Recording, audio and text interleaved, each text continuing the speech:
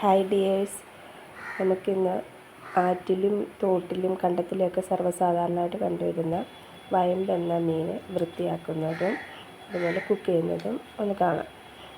അപ്പോൾ ഇത് നമ്മുടെ നെത്തോലി ചൂട എന്നൊക്കെ പറയുന്ന മീനെ പോലെ തന്നെയുള്ള മീനാണ്. അത് വൃത്തിയാക്കുന്നത് പോലെ തന്നെ നമ്മൾ വൃത്തിയാക്കിയാൽ മതി. അപ്പോൾ ഇതേപോലെ തലയും വാലും ഒക്കെ കളഞ്ഞ് വയറ് ക്ലീൻ ചെയ്ത് എടുക്കുക. ഇതിന് വലിയ ചെതുമ്പലായിട്ടൊന്നുമില്ല. അത് നമ്മൾ ഉപ്പിട്ട് ഇങ്ങനെ ചട്ടിയിൽ കൈകൊണ്ട് ഇങ്ങനെ കറക്കി കഴുകുമ്പോൾ റാഗി കഴുകുക എന്ന് പറയും ഞങ്ങളുടെ നാട്ടിൽ.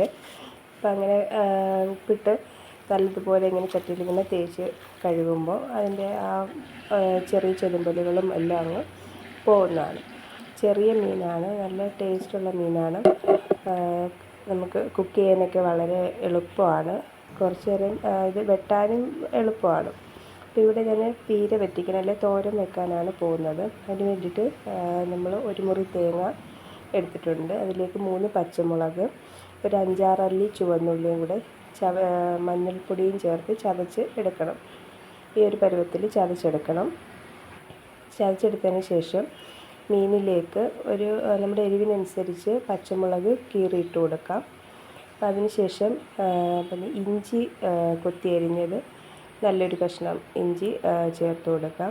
അതിനുശേഷം നമുക്ക് കൊച്ചുള്ളി ഒരു 6-7 അല്ലി അല്ലെങ്കിൽ ഒരു 10 അല്ലിയോളം കൊച്ചുള്ളി ഇതേപോലെ ഇങ്ങനെ ഒന്ന് കീറിയിട്ട് കൊടുക്കാം. പിന്നെ അരച്ച അരപ്പും കൂടി ചേർത്ത് ഉപ്പ് കൂടി ചേർത്തിട്ട് നന്നായിട്ട് ഇളക്കിയെടുക്കണം. ഉപ്പ് കൂടി ചേർത്ത് നമ്മൾ കൈകൊണ്ട് തന്നെ ഉപ്പും അതേപോലെ തന്നെ പുളിയും ചേർക്കേണ്ടതാണ്. അപ്പോൾ പുളി നമ്മുടെ പുളിക്കനുസരിച്ച് ചേർക്കേണ്ടതാണ്. ചേർത്ത് നല്ലതുപോലെ കൈകൊണ്ട് ഇങ്ങനെ തിരുമ്മിയെടുക്കണം. ഇപ്പോൾ ഞാൻ ലാസ്റ്റാണ് പുളി ചേർത്തത്. പുളി ചേർത്ത് നല്ലതുപോലെ ഇതേപോലെ തിരുമ്മിയെടുക്കുക.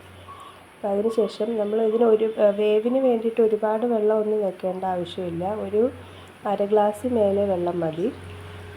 പിന്നെ അത്രയും വെള്ളം ഇതിനൊഴിച്ചിട്ട് ചെറിയ തീയിൽ ഒരു മീഡിയം സൈസ് തീയിലാണ് നമ്മളിവിടെ ഇത് വേവിച്ചെടുക്കുന്നത്. അപ്പോൾ അതിനൊരു 10-15 മിനിറ്റൊക്കെ ആവശ്യമായിട്ട് വരത്തുള്ളൂ. ഒരുപാട് വെള്ളം ഒഴിച്ചാൽ വറ്റി വരാൻ താമസം എടുക്കും.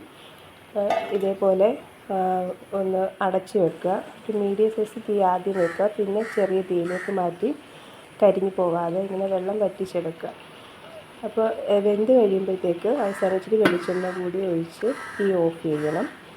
അപ്പോൾ ഇത് നല്ല ആരോഗ്യത്തിന്, മുള്ളോട് കൂട്ടി കഴിക്കുന്നത് ആരോഗ്യത്തിന് നല്ലതാണ്. എല്ലുകളുടെ ബലത്തിനുമൊക്കെ വിറ്റാമിൻ ഡി ധാരാളം അടങ്ങിയിട്ടുള്ള ഒരു മത്സ്യമാണ്.